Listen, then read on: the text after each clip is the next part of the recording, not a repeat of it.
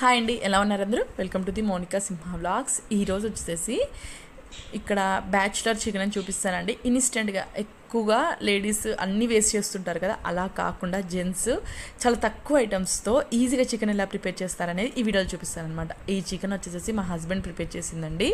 నేను ఊర్లో లేకపోయినా చాలా ఈజీగా చేసేసుకుంటారనమాట. ఈ చికెన్ అనేది ఎక్కువ టైం అయితే పట్టదండి. ఈ చికెన్ ప్రిపేర్ చేసుకోవడానికి 5 minutes కంటే ఎక్కువ టైం అస్సలు పట్టదు. 5 అంతకంటే ఎక్కువ తీసుకోండి, 10 minutes లోపే రెడీ అయిపోతుంది మనకి. 10 minutes లోపు చికెన్, చాలా ఈజీ ప్రాసెస్ ఇది మాత్రము. అది చూసేద్దామండి. ముందుగా స్టవ్ మీద కళాయి పెట్టుకొని కొద్దిగా ఆయిల్ తీసుకున్నాను. ఈ చికెన్లో ఎప్పుడైనా సరే నాన్ వెజ్ ఐటమ్స్లోకి కొంచెం ఆయిల్ ఎక్కువగానే పడుతుందనమాట, చూసి యాడ్ చేసుకోవాలి. నెక్స్ట్ తాలింపులోకి ఇది వచ్చేసేసి మొత్తం మా హస్బెండ్ ప్రిపరేషన్ అండి, నాది అస్సలు కాదనమాట. కొద్దిగా జీలకర్ర అండ్ లవంగాలు ఉంటాయి కదా, ఒక 5-6 అండ్ దాల్చిన చెక్క కొద్దిగా యాడ్ చేసామన్నమాట. యాడ్ చేసేసి మనకి ఇవి కొంచెం లైట్గా ఫ్రై అయిన తర్వాత చికెన్ యాడ్ చేసేసుకోవడమే. చికెన్ యాడ్ చేసిన తర్వాత నెక్స్ట్ ప్రాసెస్ ఉంటుందన్నమాట.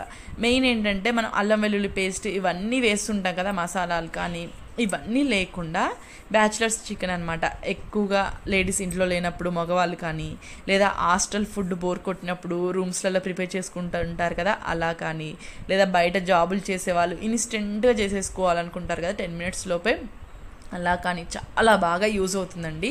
ఎంత ఈజీగా అంటే అంత ఈజీగా చేసేసుకోవచ్చు అనమాట. ఈ చికెన్ మాత్రము ఒక్కసారి ప్రిపేర్ చేసి టేస్ట్ చూసారనుకోండి, మళ్ళీ ఇట్లానే ప్రిపేర్ చేసుకుంటారనమాట. అంత టేస్టీగా ఉంటుంది. ఎక్కువ శ్రమ ఉండదు, అలాగే ఎక్కువ ఐటమ్స్ వేయాల్సిన అవసరం ఉండదు. ఎక్కువ మసాలాలు అనేది ఇందులో లేవండి. ముందుగా మనము దాల్చిన చెక్క అండ్ లవంగాలు వేసాం కదా, అది మాత్రమే ఇందులో మసాలా అనమాట. మనం ఇక్కడ ఎటువంటి మసాలాలు యూజ్ చేయట్లేదు. లాస్ట్లో కొద్దిగా ధనియాల పొడి యాడ్ చేస్తారు అంతే.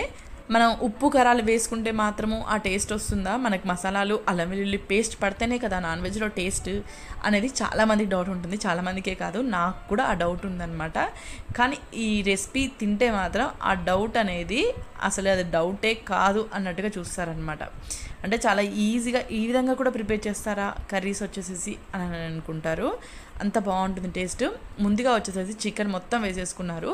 వేసిన తర్వాత ముందుగా కలిపేసుకొని వాటర్ అనేది చికెన్లో నుంచి మొత్తం బయటకు వచ్చేయాలన్నమాట.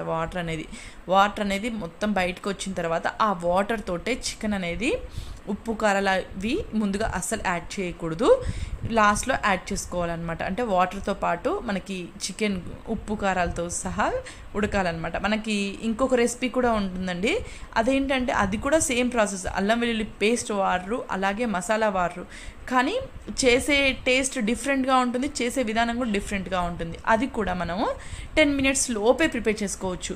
నార్మల్గా 2 minutes నూడిల్స్ అంటుంటాం కదా, అట్లా 10 minutes లోపే చికెన్, 5 or 6 minutes చికెన్ అని చెప్పొచ్చు అనమాట. దీనికి ఎగ్జాంపుల్ ఇక్కడ మొత్తం కలిపేసుకున్న తర్వాత మూత పెట్టేసుకున్నారు. ఏంటంటే వాటర్ మొత్తం బయటికి రావాలండి. మెయిన్ వాటర్ మొత్తం బయటికి వస్తేనే మనకి నెక్స్ట్ ప్రాసెస్ ఉంటుందన్నమాట. ఇందులో అల్లం వెల్లుల్లి పేస్ట్ వేయలేదు, మనకి నీచు వాసన వస్తుంది అనే డౌట్ అనేది అస్సలు ఉండదన్నమాట. ఇక్కడ ముందుగా వాటర్ అంతా పైకి వచ్చిన తర్వాత స్టవ్ అనేది స్లిమ్లో పెట్టేసేసి ఉప్పు అండ్ కారాలు ఇవి వేసేసుకుంటున్నారనమాట. ఉప్పు అండ్ పసుపు, కారం ఇవి వేసుకుంటారు. మీకు ఎటువంటి డౌట్ లేకుండా ఈ రెసిపీ మాత్రం ట్రై చేయొచ్చండి. అమ్మో అల్లం వెల్లుల్లి పేస్ట్ లేకపోతే నీచు వాసన వస్తుందేమో అనే డౌట్ అయితే అసలు వద్దు. ఆ డౌట్ ఉందనుకోండి, ఒక 1/4 kg తెచ్చుకొని ట్రై చేయండి. తర్వాతకి 1/4 kg ఏంటి, ఇంకెక్కువనే, ఎంత తిన్నా కానీ ఇంకా తినాలనిపిస్తుంది అనమాట. అంత బాగుంటుంది టేస్ట్. ఇక్కడ ఉప్పు, పసుపు అండ్ కారం యాడ్ చేశారు కదా, యాడ్ చేసేసి మొత్తం కలిపేసేసి ఈ వాటర్ అంతా ఈ ఉప్పు కారము ఇవన్నీ ఇనికిపోయిన దాకా ఉడికించుకోవాలన్నమాట. ఎక్కువ టైం అయితే పట్టదండి, చాలా తక్కువ టైంలోనే రెసిపీ అనేది రెడీ అయిపోతుంది. చాలా ఈజీగా ఉంటుందన్నమాట. టేస్ట్ మాత్రం అద్దిరిపోతుందండి. చికెన్ ప్రియులు ఉంటారు కదా, అంటే చికెన్ అంటే పిచ్చి ఉన్న వాళ్ళకి మాత్రం చాలా బాగుంటుంది. మా ఇంట్లో మాత్రం చికెన్ అంటే ప్రతి ఒక్కరికి పిచ్చేనండి. మిగిలిన నాన్ వెజ్ ఐటమ్స్ తింటామో లేదో కానీ చికెన్ అంటే మాత్రం నిద్రపోయిన వాళ్ళని కూడా లేసి తింటాం అనమాట. అంత పిచ్చి, ఓన్లీ చికెన్ మాత్రమే. నాకు తెలిసి నార్మల్గా చికెన్ అంటే 90% మెంబర్స్కి చాలా ఎక్కువ ఇష్టం ఉంటుంది. ఈ వీడియో చూసే వాళ్ళల్లో చికెన్ అంటే ఎంతమందికి పిచ్చి అనేది కామెంట్ సెక్షన్లో కామెంట్ చేయండి.